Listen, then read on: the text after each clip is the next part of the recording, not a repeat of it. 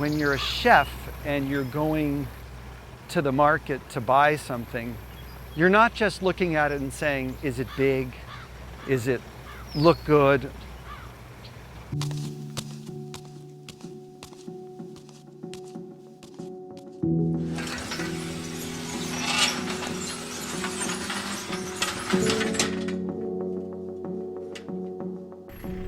Those are not your main concerns. Yeah, you want to know that it's beautiful, but you're probably going to be more tolerant of slight imperfections if you know that that product tastes phenomenal.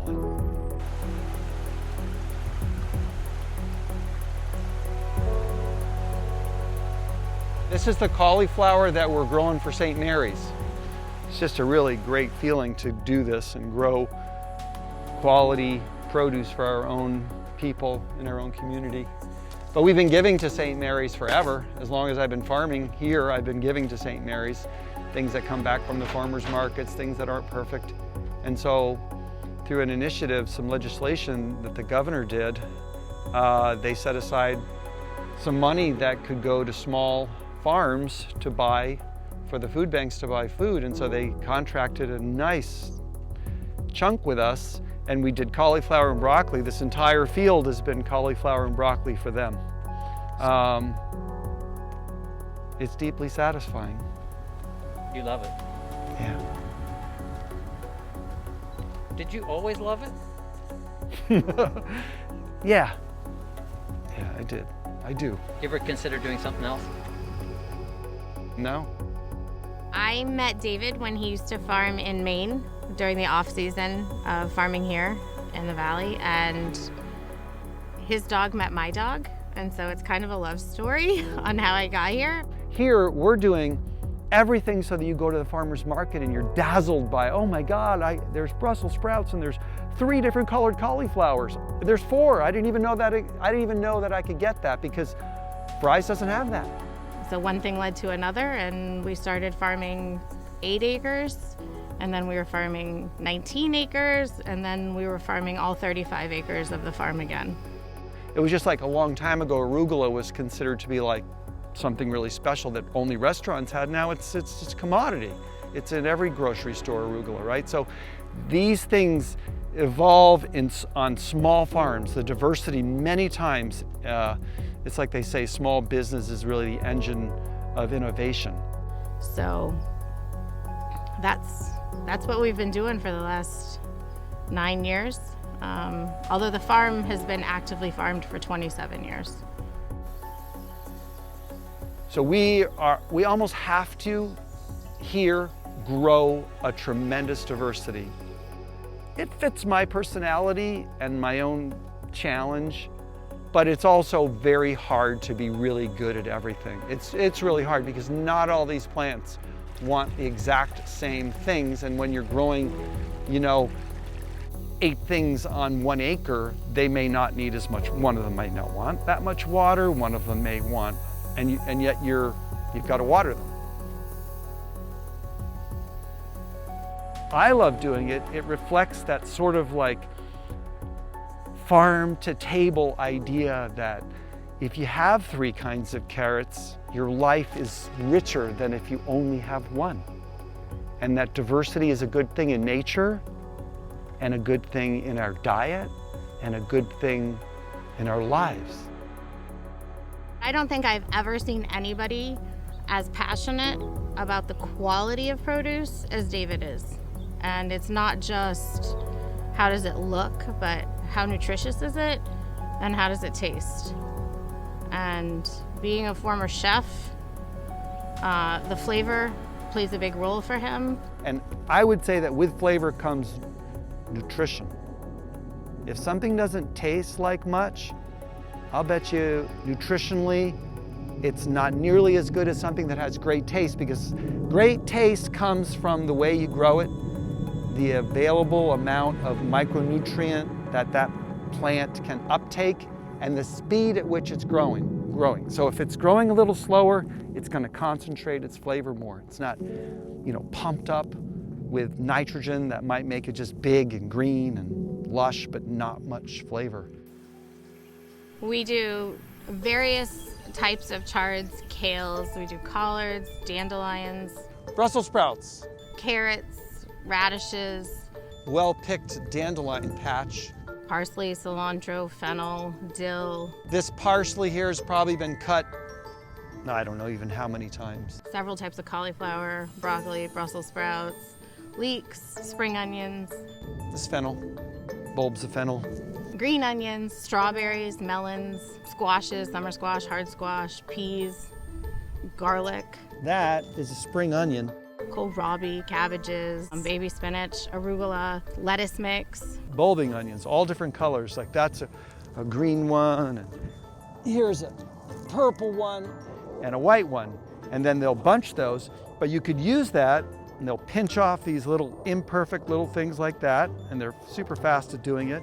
And there might be, 6 or 7, and a lot of times we'll even leave the roots on things, which is not something you would see in the marketplace, but we think the roots are cool, and it's like, it's part of it, and they're not gonna eat them, but to me, those roots help hold that end from discoloring. So you could leave them or just trim it a little bit. I don't have a knife on me, but you could trim it a little bit, and then when you actually use it, you're gonna cut it. Instead of it being cut now, and then that would oxidize that cut area and you wouldn't be able to use it, and you'd trim it again, you'd lose a little bit of that onion. So, and you could eat all the tops of that. It's a little more mature than a scallion, but it's still delicious. Anyhow. It's generally what can we fit in. It's not about, how much land do we have and what can we fit in.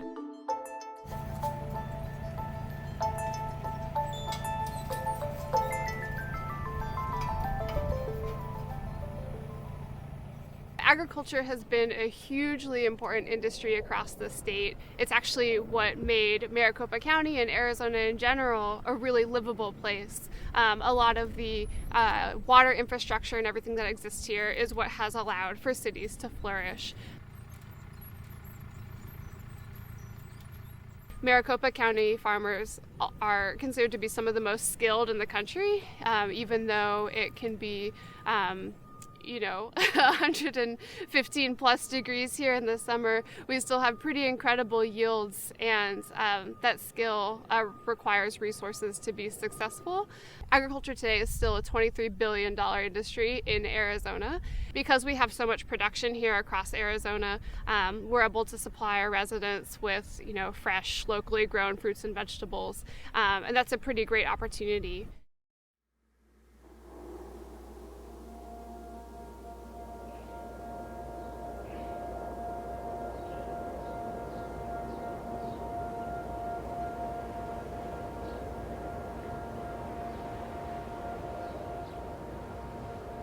Most of the lands that we drive through to get to the farm was once farmland.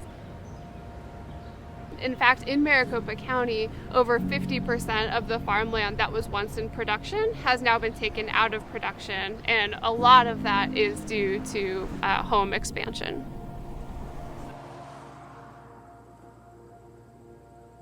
Across the state, most especially in Maricopa County, we're seeing quite a bit of pressure being put on farms to push them further to the fringes of society. Yeah, so for nearly 20 years, we've been leasing about 23 acres from the dairy next door to us to the south. The dairy is owned by a woman whose husband passed away. He was the dairyman for many, many years. And anyway, she has decided to sell it, and we're going to have approximately 670 new neighbors. The state of Arizona in the early 80s decided that they would turn farmland into rooftops, for lack of better terms, that they would pursue growth, not of the vegetable variety, but more of the people variety. And that's what's happening. That's what you see 40 years later, is we're losing, the ability to feed our people.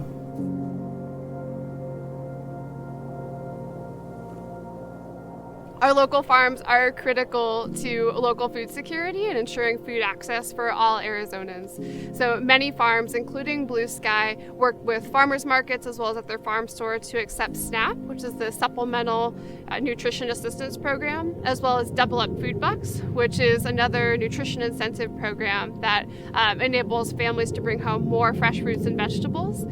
They also work with programs like the Senior Farmers Market Nutrition Program, and they also grow for our food banks. And the nation and Arizona are experiencing unprecedented rates of food insecurity right now, largely due to COVID-19. And Blue Sky, for example, has over 75,000 pounds of cauliflower and broccoli in the ground for Arizona's food banks right now. And so their ability to survive, this year is pretty crucial to our local food security.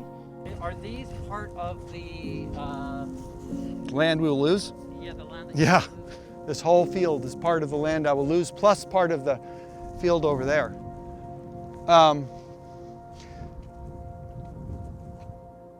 When you talk about losing the land like this, I mean, it's land that's been built up over 20 plus years. And, when you get soil samples back now that have organic matter around 2%, here it's an amazing, joyful thing that you've achieved a level of success you didn't know if you would ever get.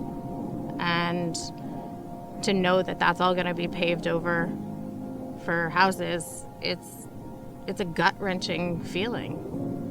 So you've worked your whole life for something and somebody is just going to take it away, And, people will say to you, well, why didn't you buy the land? Because even when land was only $50,000 an acre, that's a lot of money for farmland. That's still way beyond a farmer's reach. And Maricopa County has lost 240 square miles of farmland to building in the last 19 years. We have two little kids. We have two, they're 3 and 4.5. So I think in a year, we'll probably still be here. And whether we're shutting down the farm and moving to somewhere else, I don't know. I know that we're not done with local food systems. David has an incredible passion to teach. He's one of the only people that I've ever met in the farming industry that's been able to grow successfully in most regions of this country. So it would be a shame for all of his knowledge to just be done with him.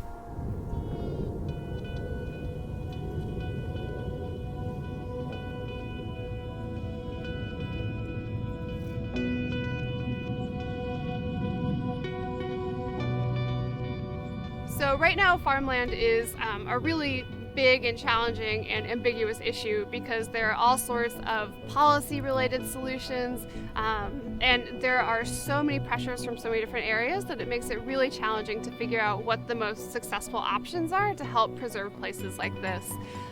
One of the things that folks can do right away is buy local food. One of the best ways to support our farmers is to go to the farmers markets, go to the farm stores, sign up for a CSA, which is Community Supported Agriculture. Voting with your dollar and your fork is a really great way to show these farms that you want them to survive into the next generation. You can also call your representatives, look into your local city councils and your local ordinances to see is farmland and urban agriculture in your area's general plan? Is this something that's even on the minds of your planners? If not, encourage them to go to their farms, and when you're at the farmers market, you always have the chance to get to know your farmer as well, and talking with each individual grower about what challenges they're facing is a really great way to start, and also have the farmers know that they're supported by the community. Folks can also go to goodfoodfinderaz.com, which is the landing page for the Coalition for Farmland Preservation, and sign up for action alerts. So when we do have more specific policy asks where we need this groundswell of community support, you'll be notified right away to take action.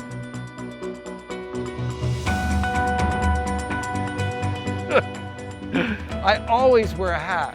Not because of my bald spot, but because I always wear a hat. But this weather lately, all the clouds and everything, starts out in the morning, it's so cold, I've got my wool hat on, And then all of a sudden I'm like ripping it off and going, where's my other hat? And it's not close, so I just walk around getting my vitamin D. That's garlic.